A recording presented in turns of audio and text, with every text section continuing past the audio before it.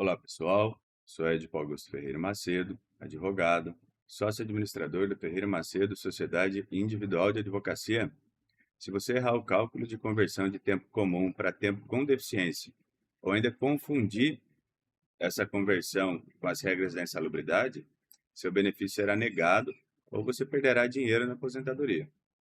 Hoje vamos destrinchar diretamente na tela como o INSS aplica os ajustes de grau de deficiência e as conversões de tempo, para você não deixar margem para erro no seu requerimento.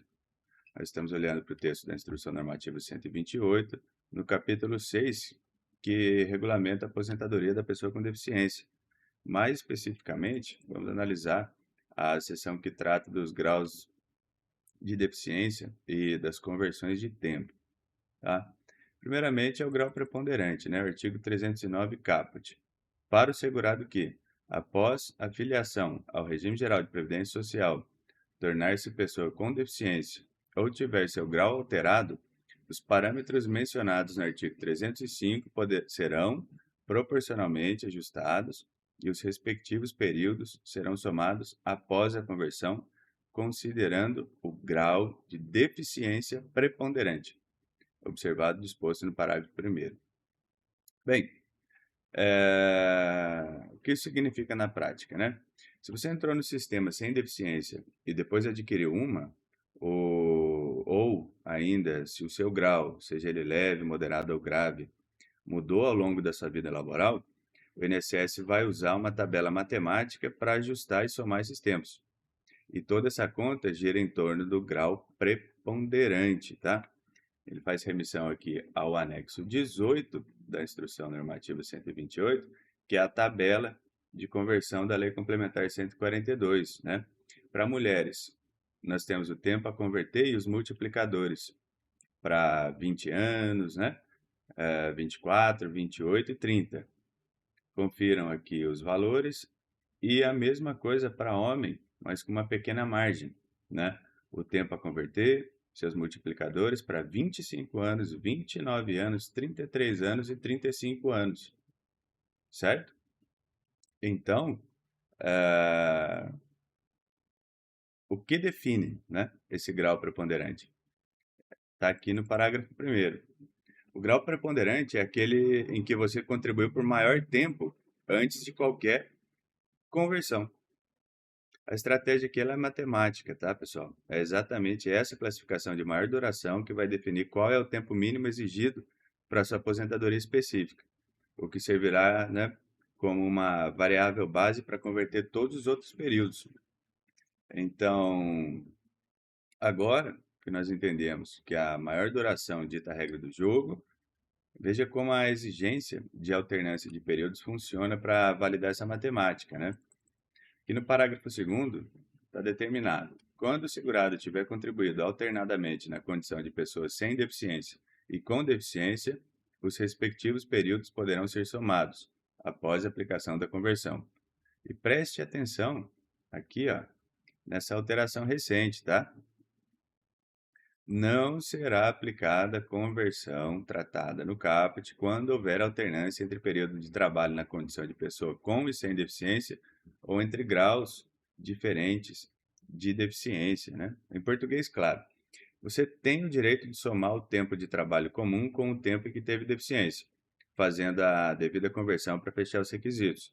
Mas se a sua vida inteira de trabalho ocorreu exatamente sob o mesmo grau de deficiência ou inteiramente sem deficiência, a conversão não existe, né?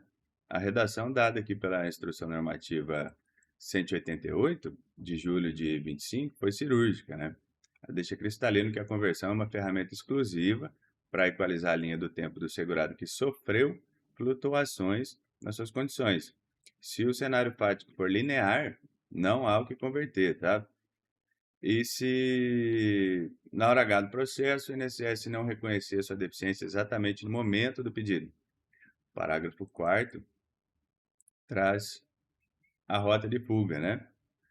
Quando o segurado não comprovar a condição de pessoa com deficiência na DER ou na data de implementação dos requisitos para o benefício, poderá ser concedida aposentadoria por idade ou por tempo de contribuição, podendo utilizar a conversão dos períodos de tempo de contribuição como pessoa com deficiência, né? A DER é a data de entrada do requerimento.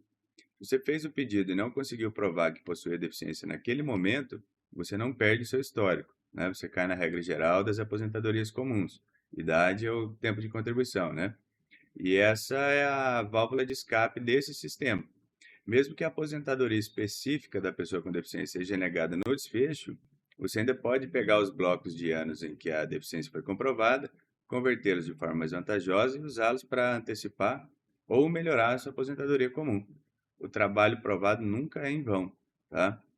E a gente deve ter cuidado com a formulação do pedido, né?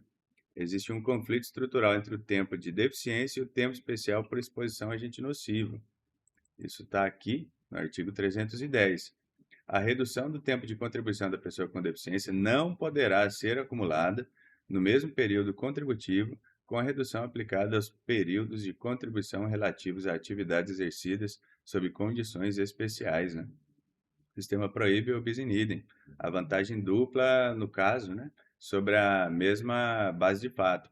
Se num mesmo mês você era pessoa com deficiência e ao mesmo tempo trabalhava exposto à insalubridade, não é possível acumular as duas vantagens de redução de tempo simultaneamente, tá? E aqui entra o limite temporal, tá? Decisivo, detalhado nos parágrafos aqui, ó, primeiro e segundo do 310. Para os períodos trabalhados até 13 de novembro de 2019, data da reforma da Previdência, né? Você pode pegar o seu tempo especial insalubre e convertê-lo para a aposentadoria da pessoa com deficiência, caso o multiplicador seja mais favorável ao seu cenário. Porém, a norma estabelece uma vedação absoluta no sentido inverso. Você nunca pode converter o tempo de deficiência para tentar obter uma aposentadoria especial, tá? A, a via aqui de conversão é de mão única. Portanto, dominar aqui os artigos 309 e 310 significa entender que o seu grau de deficiência de maior duração é o pilar estrutural do seu cálculo e que as conversões de tempo podem salvar o seu benefício desde que você saiba cruzar as datas corretamente antes de 2019. E na prática, um erro ao classificar a alternância de períodos ou tentar acumular reduções indevidas fará o seu benefício desmoronar. Então, antes de assinar o requerimento, estrutura a linha do tempo com a precisão documental, tá? Esse vídeo ele foi, te dê um like, se inscreva no canal, compartilhe, se tiver alguma dúvida, deixe aqui nos comentários e até a próxima.